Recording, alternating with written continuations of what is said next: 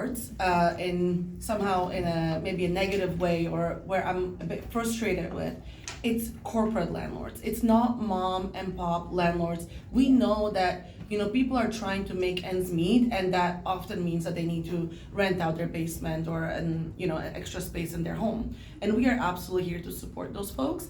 It's corporate landlords, like the people that have these huge buildings like 10 Macy, 30 Denton, pharmacy buildings, Teesdale. You guys know, and that's where the frustration comes from, because these are corporate landlords that treat their tenants like cash cows, right?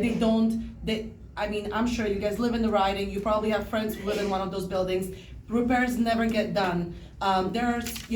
People complain, they ask for repairs and they're never answered. But the answer to this, actually, this is my flyer for renters. And at the end it says, so we want rent control for 2 years rent freeze. But the second is cut delays with landlord and tenant board. And this is actually going to be beneficial to both. So if you are renting your basement and you have a bad tenant that is not paying, having a faster access to landlord and tenant board to present your case is a good thing for everybody. We are not just on side of the tenants. We are for fairness. That is where we are, and that's what we're arguing for. A lot of tenants that are under corporate landlords are not being treated fairly. And I will add, I don't know. Yeah, no, that's great. And I like, again, Fatima said it, but it's the landlord and tenant board is not working for anyone. It's not working for the mom and pop, we like to call them, but the small landlord, which we depend on in this city to house people.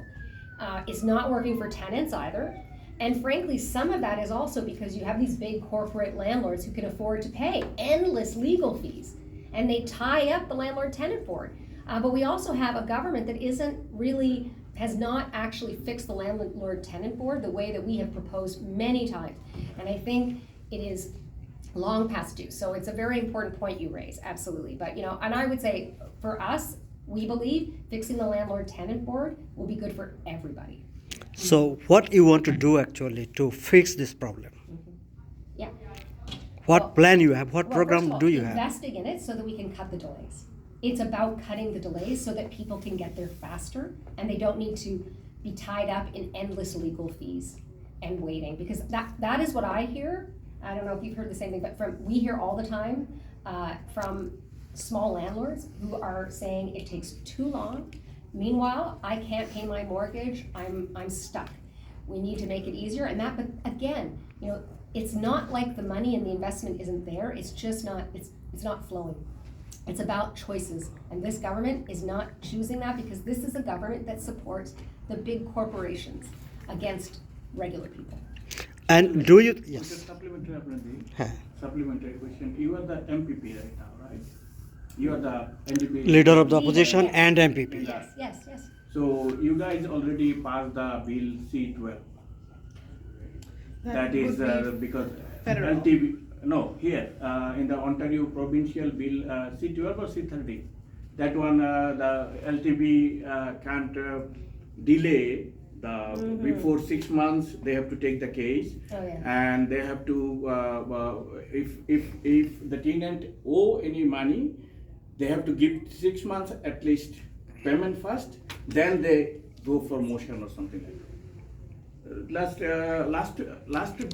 Yes, yes. I don't know the bill actual name, but the bill was passed by you when We you didn't pass it, but yeah. No, Yeah. this time actually, that this time, government. Yeah.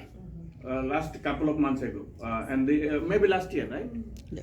And that 60, I think. bill 16, yeah. 60. 60, The yeah. landlord. I'll That's get a very back to good you one. on that, but I think, I'll get back to you on that. I will say this. Bill The 60, government yeah. has brought forward laws before, changes, where they say, we're gonna fix this problem. A year later, nothing happens. Another year goes by, nothing happens. The problem is not fixed. And we know that because landlords and tenants are still being left behind without solutions and big delays.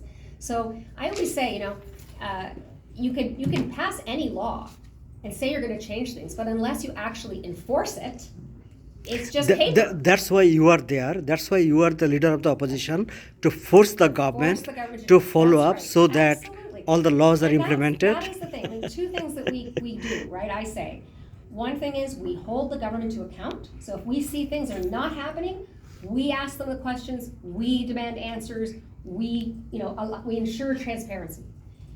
The second thing we do is we put forward solutions. Yes. I don't believe in only opposing. I believe in proposing solutions.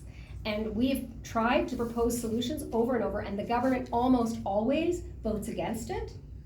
But if they want to go ahead and pass their own law to fix the problem, great. We're going to keep pushing for change. But I think the problem with this government is they're not interested in supporting regular people. They are only ever interested, and Doug Ford is interested in making deals in back rooms with his corporate buddies. That's what we see. And if it was just one time, the Greenbelt is a good example.